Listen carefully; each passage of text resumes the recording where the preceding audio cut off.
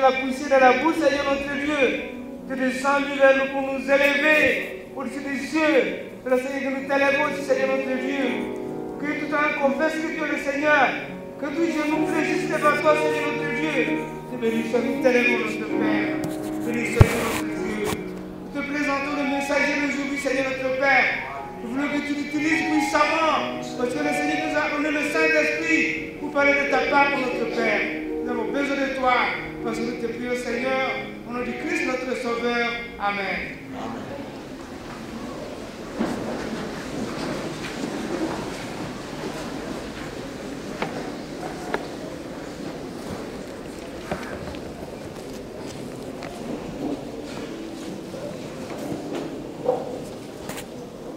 Amen, amen. Amen, amen.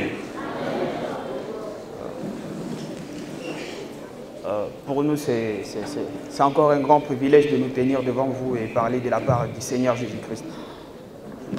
Je suis en train de remercier le préfet des études et le pasteur aumônier de leur confiance envers nous. Moi, je réponds au nom de Cédre Nzanzou Mutundirwa.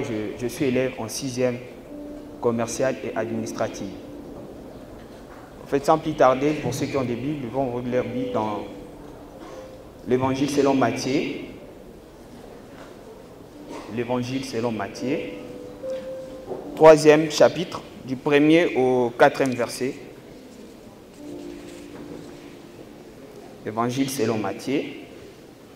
1er verset au 4e verset. Lisons au nom de Jésus-Christ. En ce temps-là, parut Jean-Baptiste.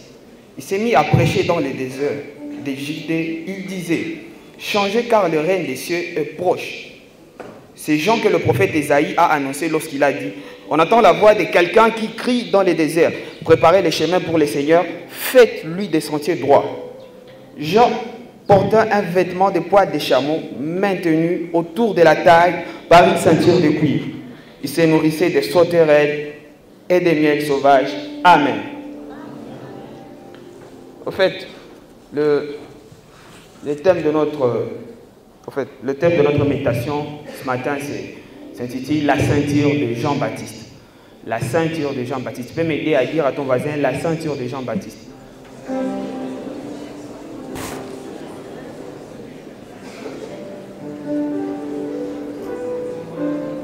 Ouais. Merci. La ceinture de Jean-Baptiste. Alors, au fait, nous ne pouvons pas parler de la ceinture de Jean-Baptiste sans parler de Jean-Baptiste lui-même. Qui est Jean-Baptiste? Comment est-ce que la Bible nous présente Jean-Baptiste? Nous n'allons pas beaucoup parler sur Jean-Baptiste parce que nous ne sommes pas venus ici étudier Jean-Baptiste mais sa ceinture. Mais ce que nous devons retenir, c'est Jean-Baptiste. Au fait, c'est que la Bible nous présente Jean-Baptiste comme le prophète qui était venu préparer les chemins du Christ lors de sa venue.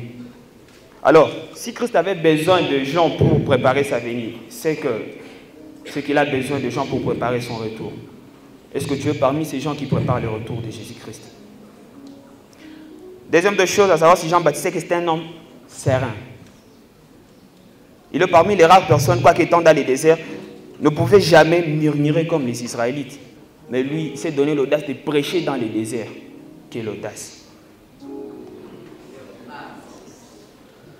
C'est que lui, au lieu de pleurer, au lieu de murmurer, il s'est mis à prêcher. Et la Bible mentionne très bien la bonne nouvelle. Autrement dit, il est comparable aux gens, quoique traversant des moments difficiles, les rejets, la solitude. Les gens t'abandonnent parce que tu as accepté Christ. Les gens t'abandonnent tout simplement parce que tu n'es pas de leur rang. Les gens, écoute, lui, il ne peut pas murmurer. Il ne pouvait pas murmurer. Il ne pouvait pas pleurer. Il ne pouvait pas se sentir délaissé. Mais lui, au lieu de se sentir délaissé, de murmurer, il va prêcher. Autrement, il va prophétiser de bonnes choses sur son avenir. Ah, cela nous exhorte ce matin. À chaque fois que nous passons des moments difficiles, ne murmurons pas, ne pleurons pas. Prophétisons juste de bonnes choses sur nous. Autre chose à savoir, c'est que Jean-Baptiste était un homme très influent. Il est vrai qu'il est né au désert, mais sa vie n'a jamais été déserte. Il est vrai qu'il est né dans une région corrompue, mais sa vie n'a jamais été corrompue. Cette corruption s'explique par le fait que en fait, il est né dans une période où Dieu venait de faire 4 siècles sans parler à son peuple. Et pourtant, à l'époque, si Dieu ne parlait pas, le peuple d'Israël s'est tourné vers les idoles. Quelle abomination. À son époque, donc, il y avait une grande catastrophe. En fait, il y avait une grande corruption. Pas comme aujourd'hui. Mais lui, il s'est distingué. Quoiqu'il est né dans une région corrompue, lui, sa vie n'a jamais été corrompue. C'est Jean-Baptiste. Tout simplement, il n'a jamais voulu être influencé par son entourage. Plutôt, il a toujours voulu influencer son entourage. C'est qu'il réussit. Parce qu'il est dit au verset 5, du même chapitre que nous avons lu, que les gens venaient de Jérusalem, de toute la Judée, de toutes les contrées riveraines du Jourdain pour se faire baptiser par lui. Autrement dit, tous ces gens-là, en se faisant baptiser par lui, ils se laissaient influencer par lui. Parce qu'on appelle ces baptêmes les baptêmes de Jean-Baptiste. Et toute personne qui passait par ces baptêmes, donc il s'est laissé influencer par Jean-Baptiste. Alléluia. Et ce n'est pas seulement ça, il n'a pas influencé les gens par son baptême, mais aussi il a influencé les gens à venir à Christ. Il avait des disciples. Un jour, Christ passait et il va se mettre à déclarer, je peux dire quoi, à parler de Jésus-Christ. En fait, il déclarait ses mal et merveilles de Jésus-Christ. Et il y avait, la Bible mentionne dans Jean, il y avait là, Jean, le premier chapitre, du 35e verset au 40e verset, on parle de cette histoire. C'est que en parlant, oh, Jésus-Christ est l'agneau de Dieu qui ôte les péchés du monde. Il y avait des disciples là. Entendez parler de Jésus-Christ, ils vont se mettre à suivre Jésus-Christ. Autrement dit, c'est Jean-Baptiste venait d'influencer ses disciples à suivre Jésus-Christ. Et parmi ses disciples, il y avait André. Il était disciple de Jean-Baptiste, mais qui va suivre Jésus-Christ et sera parmi les 12 apôtres. Donc, il a influencé quelqu'un à venir, donc à suivre Jésus-Christ. Bonne influence. Cela nous montre combien de fois cet homme, il avait une bonne influence. Il influençait positivement. Ce n'est pas comme nous. Aujourd'hui, nous voulons influencer les gens avec nos coiffures, avec, je sais pas, avec nos habillements, non. Mais l'influence, une bonne influence, c'est d'attirer les gens vers Christ. C'est d'influencer les gens à venir à Christ, à suivre Jésus-Christ. Et nous ne sommes pas appelés à être influencés par le monde. Plutôt, nous devons influencer le monde pour Jésus-Christ. Mais aussi, une autre chose à savoir, c'est Jean-Baptiste, qu'il était un homme très respectueux. Très respectueux aussi. Car il est parmi les rares personnes que le maître pouvait vanter en public. Dans Matthieu, au chapitre 11, le verset 11, la partie A, Jésus-Christ va déclarer que parmi tous les hommes qui sont nés d'une femme, il n'en a paru aucun de plus grand que Jean-Baptiste. Est-ce que Jésus-Christ peut nous vanter aussi? Il est parmi les rares, car l'Éternel a vanté aussi Job. Est-ce que Christ peut nous vanter? Et il a vanté Jean-Baptiste tout simplement parce que Jean-Baptiste, il travaillait pour lui. Il influençait les gens à le suivre. Est-ce que nous aussi nous travaillons pour Jésus-Christ? Est-ce que Jésus-Christ peut nous vanter aussi en public? Autre chose à savoir, c'est Jean-Baptiste, qu'il était un homme véridique. Parce que quand il s'agissait de dire la vérité, il n'avait pas de frein. Il a dit la vérité aux pharisiens qui étaient considérés comme des chefs religieux de son époque. Mais il leur a dit la vérité. Ce n'est pas limité aux chefs religieux. Il va même déclarer une forte vérité devant le roi, qui était considéré comme le président à nos jours. Tu as pris la femme de ton frère, c'est un péché. Et le roi va les prendre, va les jeter en prison. Tout simplement parce que la vérité fait du mal. Mais c'était un homme véridique. Alors, si nous lisons dans Éphésiens 6, 14e verset, la partie A où il est écrit « Tenez donc ferme, ayez autour de la taille la vérité pour sentir. » Ayez la vérité pour sentir. Et cet homme de Jean-Baptiste, nous venons de dire que c'est un homme véridique. Il était un homme véridique. On peut dire qu'il est un modèle. Alors, en disant qu'il est modèle en matière de vérité, et ces passages que nous venons de lire d'Éphésiens, qui nous recommande d'avoir autour de notre taille la vérité pour sentir. Et quand décrivant cet homme, on a mentionné sa ceinture. Non pas seulement sa ceinture, même la qualité de sa ceinture.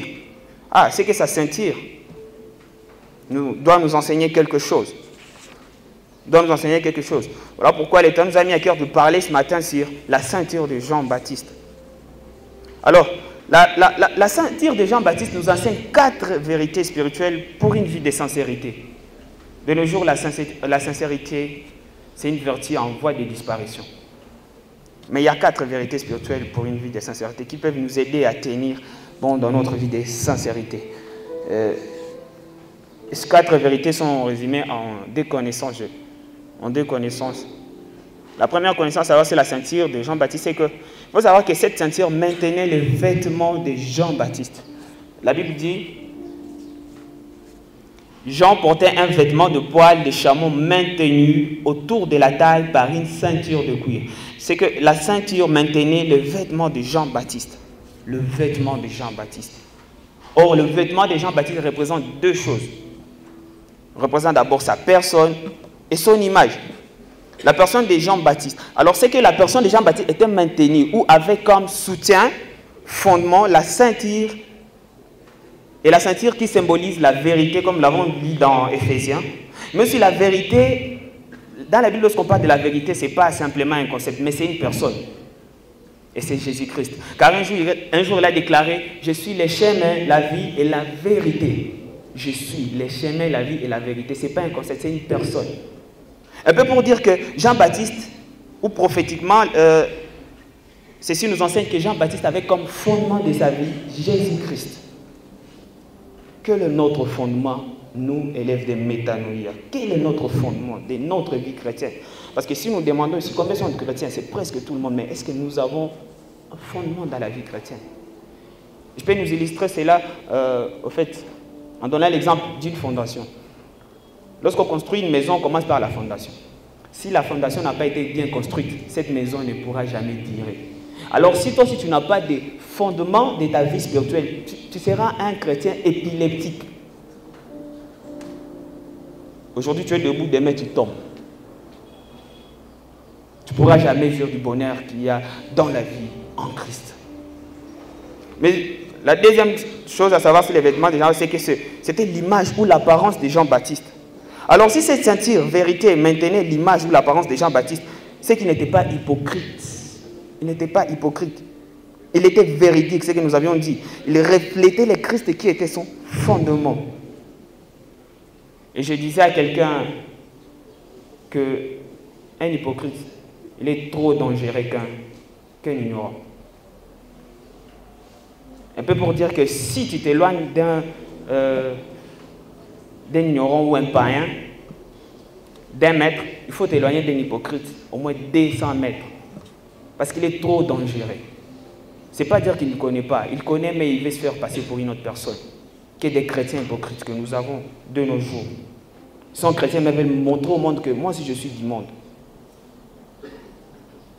Ils sont chrétiens, mais eux aussi ils veulent montrer que moi je suis prêtre en ça, en ça, en ça.